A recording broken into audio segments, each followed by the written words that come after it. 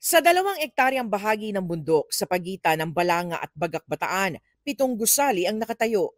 Ito ang Central One Bataan, nakarehistro bilang Business Process Outsourcing o BPO company na may 1,500 empleyado na nagsisilbing service support sa mga kliyente abroad.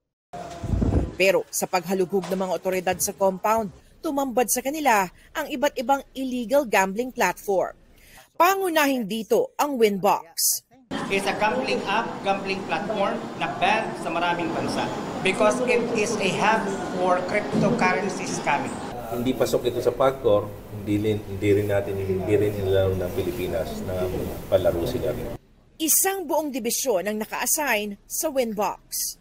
Isa ito dun sa mga workstation dito sa Winbox Atas office. Bukod dito sa computer kung saan nga mamamonitor mo yung mga pumapasok na mga transaksyon.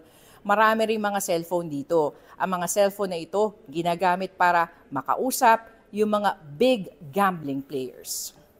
Hindi biro ang mga halagang pumapasok.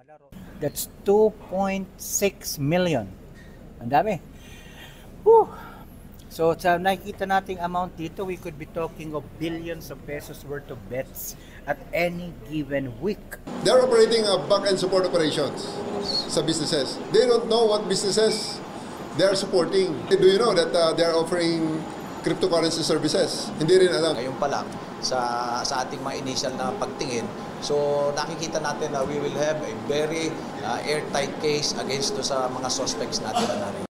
Ininspeksyon na ang BPO ng Kapitolyo ng Bataan, Munisipyo ng Bagak at ang AFAB o Authority of the Freeport of Bataan. Pero wala umano silang nakitang irregularidad noon. Kinukuha pa ng GMA Integrated News ang kanilang panig. Ang pagtatago sa mga BPO ng mga pogo o scam hubs, pinangangambahan na ng PAOK dahil sa napipintong total pogo ban. BPO ang ginagamit nila pero cover lang yon. Actually, yung ginagawa rin nila puro illegal din. Halos 700 Pilipino ang prinoseso para sa nalalaman nila sa operasyon ng BPO. 42 dayuhan naman ang isa sa ilalim sa immigration profiling. Samantala, kasama sa mga nahuli kahapon ang isang Indonesian team leader na ayon sa PAOK ay wanted umano sa Indonesia dahil umano sa scamming activities. Sabi ng PAOK, kasama siya sa mga nagmamanipula umano ng mga laro sa gambling platform.